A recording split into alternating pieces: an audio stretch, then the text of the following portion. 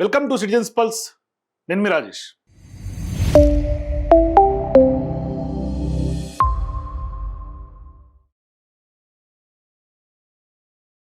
నేను మొదటి నుంచి హైడ్రాకు సంబంధించినటువంటి వ్యవహారం గురించి నేను స్పష్టంగా చెప్తూ ఉన్నా.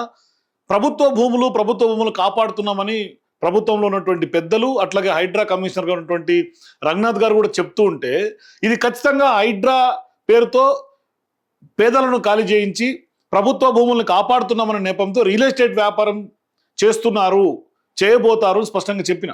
ఇప్పుడు అది నిజం కాబోతోంది. నేను ఏదైతే గతం నుంచి చెప్తున్నానో అది నిజం కాబోతోంది. ఇవాళ అంతర్గతంగా ప్రభుత్వంలో క్యాబినెట్ సబ్ కమిటీ తీర్మానం చేసేసింది. ఇప్పుడు హైడ్రాకు సంబంధించి దాదాపుగా 2665 ఎకరాలు మొత్తం హైదరాబాద్, రంగారెడ్డి, మేడ్చల్ ఈ 3 జిల్లాల పరిధిలో ఇప్పటిదాకా ప్రభుత్వ భూమిని హైడ్రా సేకరించినటువంటి వ్యవహారం 2665 ఎకరాలు. మరి ఇంత యథేచ్ఛగా పెద్ద ఎత్తున అందరినీ బుల్డోజ్ చేసి పేదల్ని రోడ్డుకేసి ఇవాళ ఒక సినిమా సీన్ తల్పించేలాగా, ఇవాళ చాలా సినిమాల్లో మనం చూసుంటాం, పేదలను అందరినీ గుడిసెలు ఖాళీ చేయించేసి అక్కడ ఒక పెద్ద వెంచర్ వస్తుంది.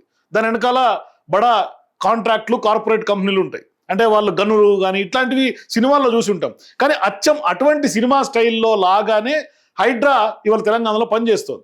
ఏకంగా హైడ్రా స్వాధీనం చేసుకున్నటువంటి భూముల విలువ ఎంత తెలుసా? ఇప్పుడు 60 నుంచి 90 వేల కోట్లట.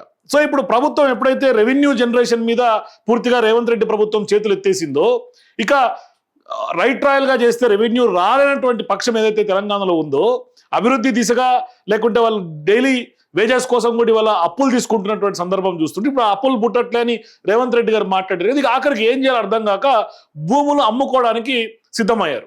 అది కూడా ఎట్లా? ఇప్పటిదాకా హైడ్రా సేకరించినటువంటి భూములు, ప్రభుత్వ భూములన్నింటినీ కూడా మొదట టీజీఐఐసి ఏదైతే మౌలిక సదుపాయాలకు సంబంధించినటువంటి కార్పొరేషన్, అట్లాగే టీజీఐఐసితో పాటుగా హెచ్ఎండిఏ, సో ఈ 2 సంస్థలకు కూడా బదలాయించి ఇప్పుడు భారీ ఎత్తున వాళ్ళకైతే నెలకి 1000 కోట్లు టార్గెట్ కూడా పెట్టారట. మీరు ఖచ్చితంగా భూములు అమ్మి 1000 కోట్లు ప్రభుత్వానికి నిధులు సమీకరించి ఇవ్వాలి అని చెప్తురట. ఇవి చూడండి, అంటే న్యాయపరంగా చిక్కులు లేనటువంటి భూములు, కొంత ఓపెన్ ప్లాట్స్, ఇంత మొత్తం అంతా కూడా ఇవాళ లేఅవుట్లు వేసి హెచ్ఎండిఏ సైట్ల రూపంగా ప్రజలకు అమ్మే కార్యాచరణ సిద్ధమవుతోంది. గ్రౌండ్ సిద్ధం చేస్తున్నారు ఆల్రెడీ. మరి ఈ 2 సంస్థలకు కూడా టార్గెట్ పెట్టినటువంటి నేపథ్యంలో వాళ్ళు స్పష్టంగా చెప్పారట, మేము 1000 కోట్లు చేయలేము, టార్గెట్లు మేము రీచ్ కాలేము, మరి రియల్ ఎస్టేట్ ఇప్పటికే లేదు అని. అంటే ఇప్పుడు ఎట్లయిపోయిందంటే హైదరాబాద్, రంగారెడ్డిలో, తెలంగాణలో మొత్తం మీద రియల్ ఎస్టేట్ అనే ఒక వ్యవహారాన్ని హైడ్రా వచ్చిన తర్వాత మొత్తం కుప్పగూలు చేశారు. అంటే ప్రైవేటు సంస్థలు రియల్ ఎస్టేట్ చేసే పరిస్థితి లేకుండా చేశారు. కొనుగోళ్లు, అమ్మకాలు పూర్తిగా మందగించినాయి. ఇప్పుడు ఏం చేస్తుంది? ఇప్పుడు వాళ్ళందరూ పడిపోయిన తర్వాత వీళ్ళ ప్రభుత్వమే రియల్ ఎస్టేట్ చేయడం స్టార్ట్ చేసింది. ఆ దిశగానే కనిపిస్తోంది. ఎందుకంటే వాళ్ళ హెచ్ఎండిఏ 1000 కోట్లు సమకూర్చుదని చెప్పడం, అట్లాగా హైడ్రా ఎంత బీభత్సం సృష్టిస్తోందంటే చెరువులు, నాలాలు, కుంటలు కాపాడతాం, ప్రభుత్వ భూములు కాపాడతామని చెప్పి ఇవాళ అదే ప్రభుత్వ భూముల్ని జనాలకు అమ్మేస్తున్నారు. రియల్ ఎస్టేట్ వ్యాపారం లాగా ఇవాళ ప్రభుత్వ భూములు అమ్మేయాలి అనే ఒక నిర్ణయం క్యాబినెట్ సబ్ కమిటీ తీసుకోవటం, క్యాబినెట్ సబ్ కమిటీ తర్వాత ఇవాళ పెద్ద ఎత్తున ప్రభుత్వం డిస్కషన్ చేయటం, తర్వాత ఇప్పుడు ఆ సబ్ కమిటీ క్లియరెన్స్ ఇచ్చేసిన తర్వాత ఇక నెక్స్ట్ ఆ ప్రొసీజర్ స్టార్ట్ అయిపోతుంది ప్రభుత్వంలో. మరి హైడ్రా స్వాధీనం చేసుకున్నటువంటి వ్యవహారంలో ఇప్పుడు గాజుల రామారం నిన్న పెద్ద ఎత్తున దుమారం రేగింది. లాఠీ చార్జ్ చేసి మరి పేదల్ని ఎల్లగొట్టారు అక్కడి నుంచి. ఏది ఇండస్ట్రియల్ భూములు ఇల్లీగల్గా మీరు అక్కడ షెడ్లు వేసుకున్నారని చెప్పేసి దాదాపుగా రాష్ట్ర ఫైనాన్స్ కార్పొరేషన్కి అక్కడ గాజుల రామారంలో 317 ఎకరాల భూమి ఉంటే మొత్తం ఇప్పుడు అక్కడ ఉన్నటువంటి షెడ్లన్నింటిని కూడా తీసేపిచ్చారు. ఇట్లా లెక్కేసుకుంటూ పోతే హైదరాబాద్, రంగారెడ్డి, మేడ్చల్ పరిధిలో 800 ఎకరాలు రెవెన్యూ, హెచ్ఎండిఏ, జిహెచ్ఎంసీలకు చెందినటువంటి 923 ఎకరాలు ఉన్నాయట. రెవెన్యూ భూమి ఏమో 840, అట్లాగే జిహెచ్ఎంసీ, హెచ్ఎండిఏలకు సంబంధించి 923 ఎకరాలు. అట్లాగే ఇట్లా మొత్తం తీసుకుంటే 2665 ఎకరాల భూమి ఉంది. సో ఈ వ్యవహారం అంతా చూస్తా పోతే ఖచ్చితంగా ఇవాళ హైడ్రా కమిషనర్ రంగనాథ్ గారికి మొన్నటిదాకా హైకోర్టులో మొట్టికాయలు పడతా వచ్చినాయి. అంటే ఎట్లా మిమ్మల్ని తీసేయండి అని కూడా ఆదేశాలు ఇచ్చినటువంటి నేపథ్యం. ఇవాళ ఇంత శ్రమ చేసి ప్రభుత్వ భూములు కాపాడుతున్నాం, లేకుంటే చెరువులు, నాలాలు అద్భుతాలు సృష్టించినామని ప్రభుత్వంలో ఉన్నటువంటి పెద్దలు, లేకుంటే కొంతమంది Congress party social media, Congress party నాయకులు చెప్తాం చూస్తుంటే ఇక నిజంగా అద్భుతాలు జరుగుతున్నాయేమో అని అనుకుంటున్నాం. కానీ హిడెన్ ఏజెండా ఒక్కసారిగా బట్టబయలు అయిపోయింది. అంటే ఇప్పటిదాకా హైడ్రా చేసినటువంటి కుట్ర ఏంటంటే ప్రభుత్వ భూముల పేరుతో పెద్ద ఎత్తున పేదలని, మధ్యతరగతి వాళ్ళని, వాళ్ళ నిలువ నీడ లేకుండా చేసి రోడ్డును పడేసి ఆఖరికి ప్రభుత్వం ఏం చేస్తోంది ఆ భూములతో ఇవాళ రియల్ ఎస్టేట్ వ్యాపారాన్ని షురూ చేసినటువంటి పరిస్థితి. నిజంగా రంగనాథ్ గారు చూస్తే పాపం అనిపిస్తుంది ఇవాళ. ఎందుకంటే ఆ పాపం నిజంగా కూడా ఆయనదే. ఆయన మొత్తం ఒక స్ట్రిక్ట్ ఆఫీసర్ లెక్క కరుడు కట్టినటువంటి వ్యవహారం చేసిండు. సీన్ కట్ చేస్తే ఏమైంది అలా ఉసురు రేవంత్ రెడ్డి గారికి పాపం అంతా రంగనాథ్ గారికి తగులుతున్నటువంటి పరిస్థితి. వాళ్ళ పేదల ఉసురు తగులుతుంది కదా.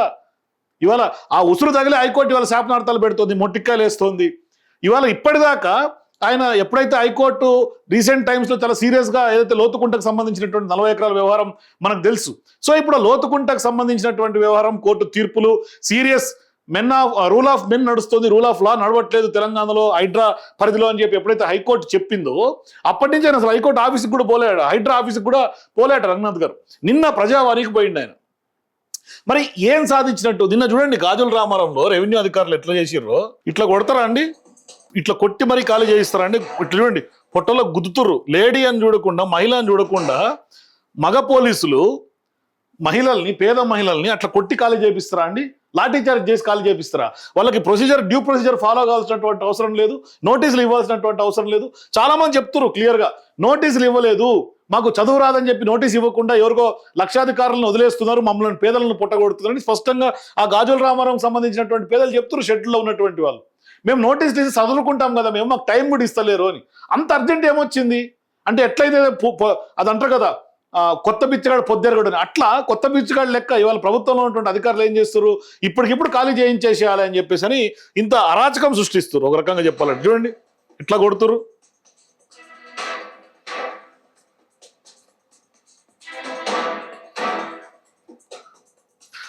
ఇంత వీరంగం సృష్టించి ఇంత అరాచకం చేయాల్సినటువంటి అవసరం ఏమొచ్చింది? అంత లాఠీ చార్జ్ చేయాల్సినటువంటి అవసరమా? అక్కడ ఒక ఆమె చెప్తుంది, నేను హార్ట్ పేషెంట్, నా మొగుడేమో physical handicapped, 80% physical handicapped, wheel చైర్ల మీద మేము ఉంటాం అని చెప్తున్నారు. ఒకసారి ఆ బయట కూడా వినండి. బిడ్డ బతుకుదామంటే ముంగట డబ్బలు వేసుకుంటే డబ్బలు గులగొట్టిర్రు, అగో బాత్రూమ్ గులగొట్టిర్రు. 40 సంవత్సరాల సంసారము, నా మొగడు 88% హ్యాండికాపు, కాలు చేతులు పనిచేయవు, నాకు మన్మరాలు, ఇల్లు గులగొట్టిరు, అన్ని గులగొట్టిరు. ఇగో నా మొగడు ఇట్లుంటాడు, ఇగో కుంటి బండి, 3 పాయల బండి, ఈ బండి మీద పోయి మేము పైసలు రూపాయి ఆట నడుకొచ్చుకుంటాం, పింఛన్ వస్తుంది. తెలంగాణ వచ్చినాక మాకు పింఛన్ వచ్చింది. మమ్మల్ని ఇన్ని నష్టాలు చేసిరు బిడ్డ, 1 రూపాయి లేకుండా చేసిరు బిడ్డ, నీ కాలు వస్తా, మేము ఏడవై ఉండాలి. విన్నారు కదా. మరి ఇంత సిచ్యువేషన్ క్రియేట్ చేయాల్సినటువంటి అవసరం ఏమొచ్చింది రెవెన్యూ అధికారులకు కానీ లేకుంటే పోలీసులకు కానీ? ఇంత వీరంగం సృష్టించి చేయాల్సినటువంటి అవసరం ఏంటి? నిజంగా ఇట్లా కొడతారా దారుణంగా? మళ్ళీ అడ్డుకుంటేనేమో కేసులు పెడతారు.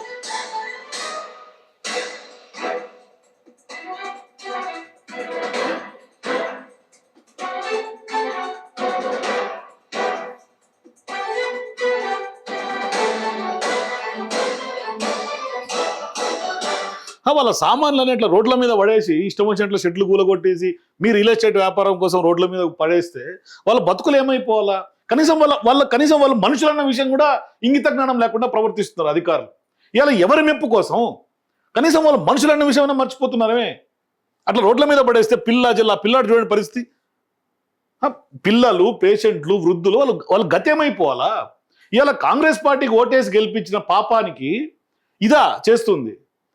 ఇంకొక ఆమె చెప్తుంది, నేను ఎన్టీ రామారావు ప్రభుత్వం నుంచి చూసినా ఎప్పుడు ఇటువంటి పరిస్థితి చూడలేదు, ఏ ప్రభుత్వంలో ఉన్నటువంటి పెద్దలు కూడా ఇట్లా ఏ సీఎంలో నేను ఇట్లా చేయలేదు, ఇవాళ రోడ్డు కేసులు నోటీస్ ఇచ్చి చదువుకుంటాం కదా. నోటీస్ ఇవ్వడానికి ఏమైంది? ఇవాళ నిజంగా ఇల్లీగల్ కన్స్ట్రక్షన్స్, ఇల్లీగల్ షెడ్సే అయితే మీరు అక్కడ డ్యూ ప్రొసీజర్ ఎందుకు ఫాలో అవ్వరు అని, ప్రజల్ని కాన్ఫిడెన్స్ లేక ఎందుకు తీసుకోలేకపోతున్నారు అని ఇప్పటిదాకా మొదటి నుంచి మొత్తుకుంటుంది అదే కదా. హైడ్రాని హైకోర్టు ఇన్నిసార్లు చివాట్లు పెట్టింది అంటే కూడా ఇవాళ రెవెన్యూ అధికారులు కానీ హైడ్రా అధికారులు కానీ ఇవాళ డ్యూ ప్రొసీజర్ ఫాలో కావట్లేదనే కదా. డ్యూ ప్రొసీజర్ ఎందుకు ఫాలో కావట్లేదు? ఏం మీకు వచ్చి నొప్పి ఏంటి అని ప్రజలు కూడా కనీసం ఇవాళ ప్రజలు ఓటేసి గెలిపించినటువంటి ప్రజల్ని ఇవాళ ప్రజల పట్ల నిజంగా ఆయన చెప్పినట్టుగా హైడ్రా ఏదైతే హిట్లర్ ఇన్స్పిరేషన్ చెప్పిండో సేమ్ నిజంగా హిట్లర్ ఇన్స్పిరేషన్ లాగే కనిపిస్తుంది. ఇది అంత కక్ష ఏంటి ప్రజల మీద అని ఒక నియంతలాగా వాళ్ళని ఇంత స్థాయిలో బాధ పెట్టాలా? అవసరమా?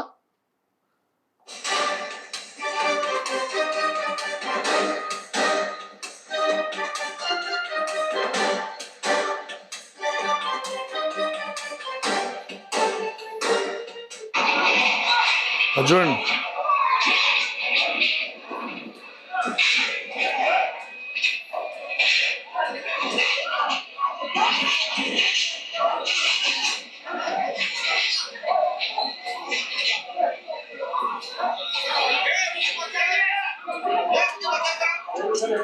ఆ కొట్టిన దెబ్బలు చూడండి, పోలీసు వాళ్ళు కొట్టిన దెబ్బలు. అది వాళ్ళు ఏం తప్పు చేసిరు? వాళ్ళు ఏమైనా క్రిమినల్సా? అరే వాళ్ళు ఓపెన్ ల్యాండ్లలో షెడ్లు వేసుకుని ఉండు కూడా వాళ్ళ పాపమైందా? వాళ్ళు డాక్యుమెంట్లు కూడా చూపిస్తామంటారు, వాళ్ళ కాడ ఆల్రెడీ డాక్యుమెంట్లు ఉన్నాయి, ఎప్పటి నుంచో వాళ్ళు అక్కడ ఉంటురు షెడ్లు వేసుకొని. దాన్ని కూడా ఇవాళ పోలీసులు అంతా వీరంగం సృష్టించాల్సినటువంటి అవసరం ఏమొచ్చింది? ఇలా అధికారం చేతిలో ఉంది కదా, ఏం చేసి చెల్లుబాటు అవుతుంది అనుకుంటే ఖచ్చితంగా అందుకనే ఇవాళ హైడ్రా మొట్టికాయలు వేసి, మొట్టికాయలు కాదు చాలా సీరియస్గా వార్నింగ్ ఇస్తోంది. ఏంటి? రూల్ ఆఫ్ మెన్ నడుస్తోంది, రూల్ ఆఫ్ లా నడవట్లేదు. చట్టానికి అందరూ సమానులే, అధికారం ఉన్నంత మాత్రాన కాన్స్టిట్యూషన్ కోర్ అట్లాగే లాక్ ఎవరు అతిథులు కారు అని హైడ్రా చెప్తోంది. అయినా కూడా వీళ్ళకు కొంచెం కూడా ఇంగితం వస్తలేదు.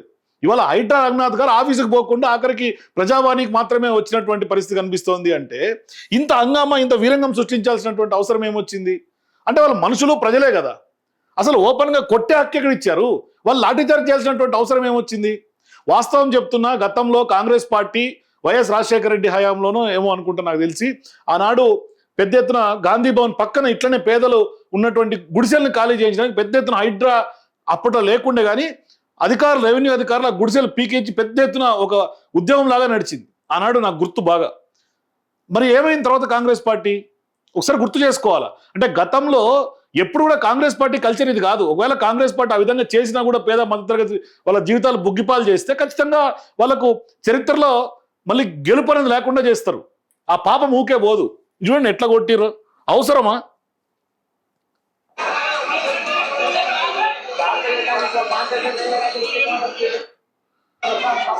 అందరికి ఇంట్లో తాళం వేసి మా ఇంట్లో కూడగొట్టాను.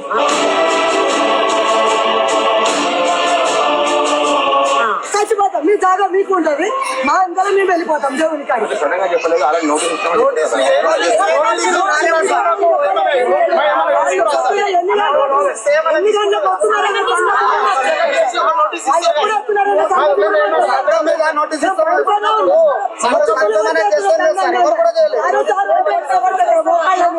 భవిష్యత్తుల మీద డొక్కల కట్టెలు పట్టుకొని పొడుస్తున్నారు సార్. మేము కూడా వాళ్ళే కొడుతున్నారు, కట్టె కొడుకు మీద 100 మంది 20 మంది 200 మంది పడ్డారు మా పిల్లలు. ఇంతమంది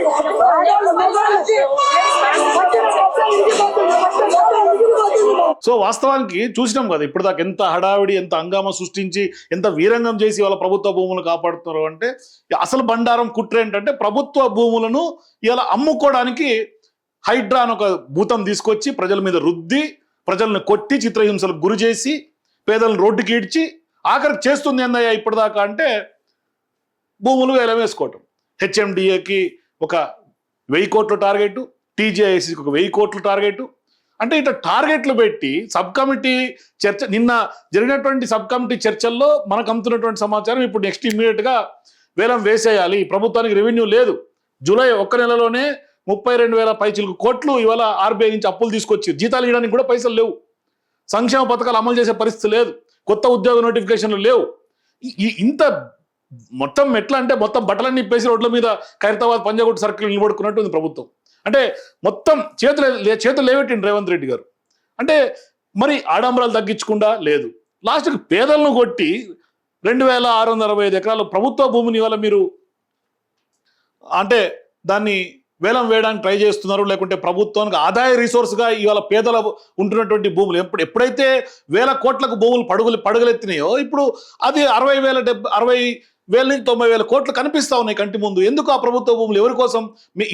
ఇప్పుడు రేవంత్ రెడ్డి గారు సమాధానం చెప్పాలి. కాపాడుతున్నాం ప్రభుత్వ భూములు హైడ్రా సంస్థ పెట్టి అని ఆయన స్టేట్మెంట్ మనం ఢిల్లీలో చేసిండు కదా.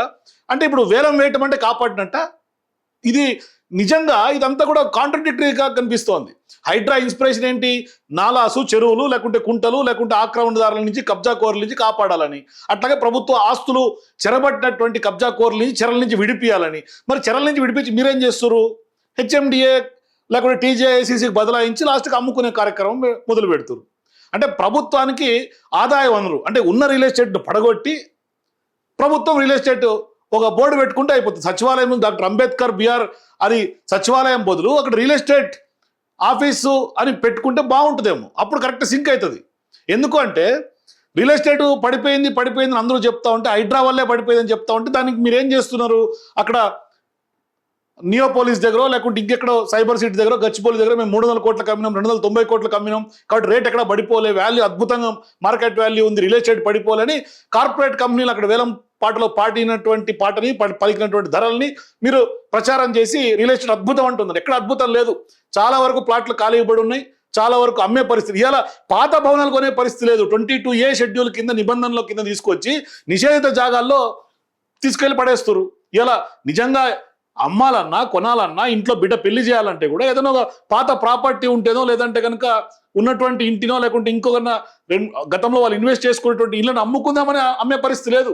ఇలా కలెక్టర్ ఆఫీసులకో లేకుంటే రిజిస్ట్రేషన్ ఆఫీసుకి వెళ్తే కానీ మీ సర్వే నెంబరు మీ యొక్క ఆస్తులు నిషేధిత జాబితాలో ఉన్నాయో లేవో కూడా తెలియనటువంటి గందరగోళమైనటువంటి సిచ్యువేషన్స్. అంటే ఎప్పుడో తాతల ముత్తాతల కాలంలో ప్రభుత్వ భూమి నుంచి ఇటు బదలాయింపు అయితే ఇప్పుడు ఆ ప్రభుత్వ భూములు కూడా మీరు లాక్కునే పరిస్థితి వచ్చింది. మరి ఇప్పుడు నా డౌట్ ఏంటంటే ఇప్పుడు 22A కింద ఇవి బెటర్ అని గ్యారంటీ ఏంటి? ఇవాళ హెచ్ఎండిఏ లేఅవుట్లు వేస్తారు. మన 22Aలో కూడా హెచ్ఎండిఏ వేసినటువంటి లేఅవుట్లు కూడా ఉన్నాయి. మరి ఇవాళ ప్రభుత్వం పెద్ద ఎత్తున హెచ్ఎండిఏ ద్వారా TGIICకి బదలాయించి ఆ బదలాయింపు తర్వాత మీరు వేలం వేసి లేకుంటే మీరు రెవెన్యూ సోర్స్ లాగా దీన్ని జనరేట్ చేసి హైడ్రా భూములు అమ్మేయాలని డిసైడ్ అయినటువంటి ప్రభుత్వాలు భవిష్యత్తులో మీరు మళ్ళీ దీన్ని తీసుకుపోయే షెడ్యూల్ ప్రాపర్టీ కింద 22A కింద పెట్టరని గ్యారంటీ ఏంటి? ఎవరు కొనాలా మీ ప్రాపర్టీల్ని? అంటే ప్రభుత్వం మీద నమ్మకం పోయిందని హైకోర్టే చెప్తోంది కదా. రేవంత్ రెడ్డి గారి ప్రభుత్వం మీద హైకోర్టుకే నమ్మకం లేదు, ఇక ప్రజలకేం నమ్మకం వస్తుంది? ఇవాళ నిజంగా తెలంగాణ ప్రజలు అందరూ ప్రతిరోజు బాధపడే సందర్భం వచ్చింది. అరే ఎందుకు ఓటేసి గెలిపించినమా అని అందరూ కూడా మదన పడుతున్నటువంటి సందర్భాలు. ఆఖరికి ఆ పార్టీకి సంబంధించినటువంటి ఎమ్మెల్యేలు బాధపడుతున్నారు, మంత్రులు బాధపడుతున్నారు, ప్రజలు బాధపడుతున్నారు, లాస్ట్కి దేవుళ్ళు బాధపడుతున్నారు. నిన్న బోనాలు చూసినాం, అమ్మవార్లు శివశక్తులు కూడా బాధపడుతున్నటువంటి పరిస్థితి. ఇవాళ పోని ఈ ప్రభుత్వం అద్భుతం అని చెప్పి గతంలో 10 మంది ఎమ్మెల్యేలు పార్టీ మారారు, వాళ్ళు ఏమన్నా సంతృప్తిగా ఉన్నారా అంటే వాళ్ళ సంతృప్తే. ఇక ఎవరు సంతృప్తి? ఇట్లా ఉంది పరిస్థితి. మరి లాస్ట్కి అంటే ప్రభుత్వ భూములు ఇట్లా విడతల వారీగా పాకెట్ల వారీగా అమ్మేసుకోవాలి అనే ఐడియా ఎందుకు వచ్చిందో అంటే హైడ్రా ఇప్పటిదాకా చెప్పినటువంటి మాటకి లేకుంటే వాళ్ళు చేసినటువంటి స్టేట్మెంట్స్కి ఇవాళ వీళ్ళు చేస్తున్నటువంటి కార్యాచరణ చూస్తే ఖచ్చితంగా హిడెన్ ఎజెండా బయటపడింది. అంటే ఒక్కసారిగా కుట్ర బట్టబయలైంది. హిడెన్ ఎజెండా ఇప్పటిదాకా హైడ్రా పేరుతో ప్రజల్ని ఎంత విధ్వంసం చేసి నానా యాతన పెట్టి వాళ్ళందరినీ ఇబ్బందులకు గురి చేస్తే ఇవాళ ఆఖరికి ఏం తెలియదంటే రియల్ ఎస్టేట్ వ్యాపారం చేయాలని ఒక అద్భుతమైనటువంటి వ్యవహారం బయటకు వచ్చింది. హైడ్రా చరిత్ర చూసిన తర్వాత ఇది పేదల ఇల్లు కోట్ల కూలగొట్టేటువంటి ఒక సంస్థగా, ప్రజల్ని వేధించే సంస్థగా, ఇవాళ వాళ్ళకు అనుకున్నోళ్లకు భూములు కట్టబెట్టి వాళ్ళకు వ్యతిరేకంగా ఉన్నటువంటి వాళ్ళ ఇండ్లు కొలగొట్టుడు, భూములు గుంజుకునే సంస్థగా అది రికార్డుకి ఎక్కింది. కాబట్టి సో క్రిస్టల్ క్లియర్గా నేను గతంలో కూడా చెప్పిన ఇప్పుడు దొలతనం బయటపడిపోయింది, బట్టబయలైంది. కాబట్టి ఖచ్చితంగా ఈ యొక్క హైడ్రా వ్యవహారం చూసిన తర్వాత మీకేమనిపిస్తుంది? ఈ ప్రభుత్వం నిజంగా పేదలని ఈ విధంగా హింసించి ఇవాళ అద్భుతంగా కబ్జా కోరల నుంచి చెరబట్టినటువంటి భూముల్ని కాపాడినామని చెప్పి ఆఖరికి చేసింది రియల్ ఎస్టేట్ వ్యాపారం. కాబట్టి మీ అభిప్రాయాలు కూడా కింద నాకు కామెంట్స్ తెలియజేయండి. For more videos please watch Citizens Pulse.